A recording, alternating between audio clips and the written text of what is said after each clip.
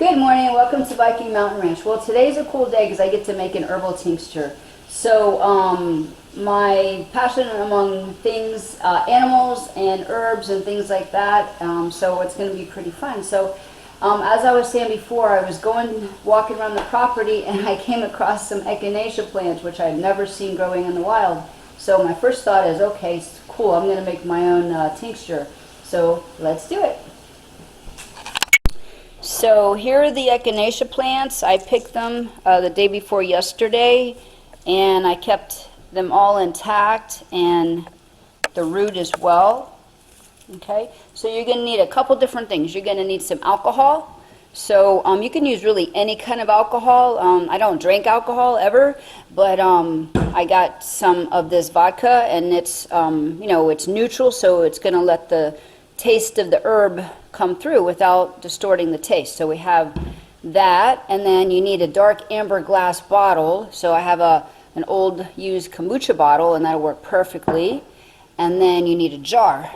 So what I'm going to do is I'm going to chop all parts of this flower. These are really cool seed pods. So these are actual seeds. So if you plant these, they're gonna come up. But I mean, I had Echinacea all over the place out there. So so I don't need to plant these. So I'm going to chop all parts of the herb, including the root. Now I've already washed these. So right after I picked them, I washed them real good in water and got all the sand off and the dirt off. So now it's ready to chop. So let's chop. Alright, so basically, knife doesn't work, of course, so I'm going to use scissors. And I'm going to chop it. And as I chop it, I'm going to put it in this glass jar. I'll chop it into little pieces.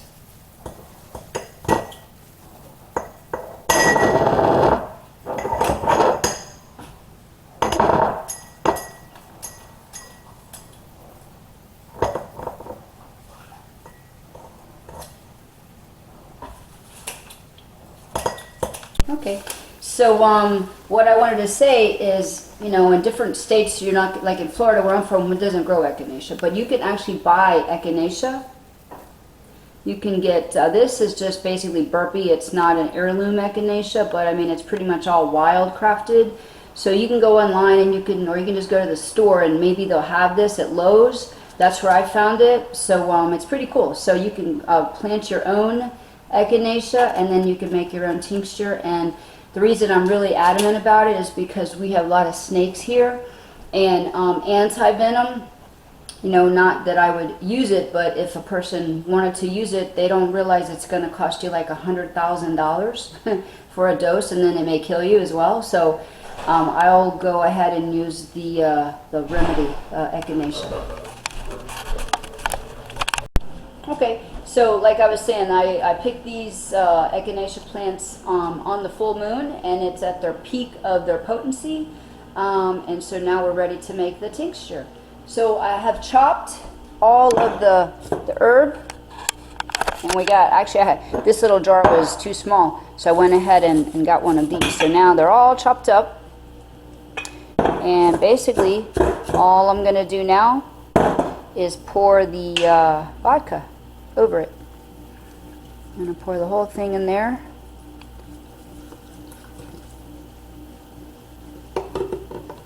Okay. Make sure it's all covered.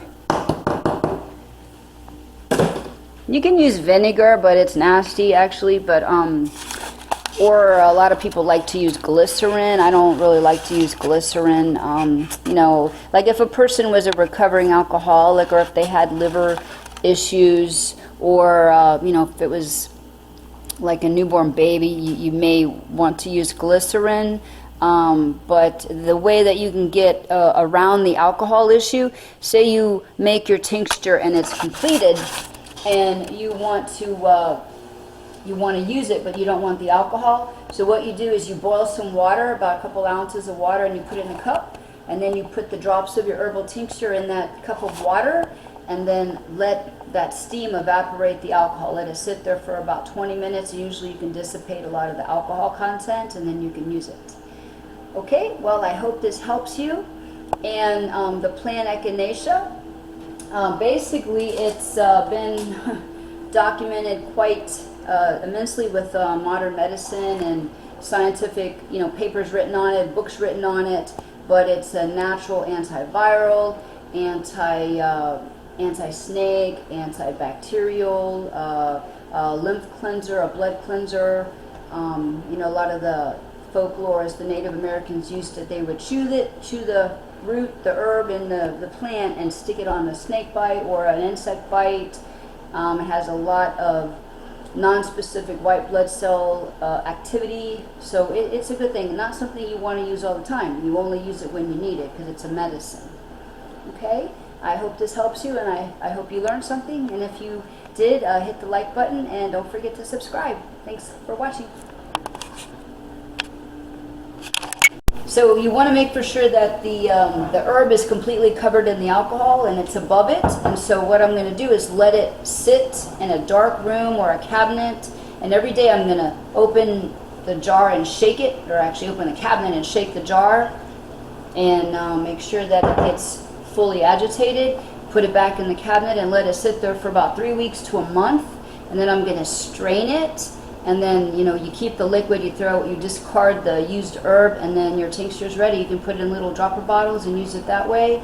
The dose of a tincture of this strength is probably about 30 drops 3 times a day if you need it.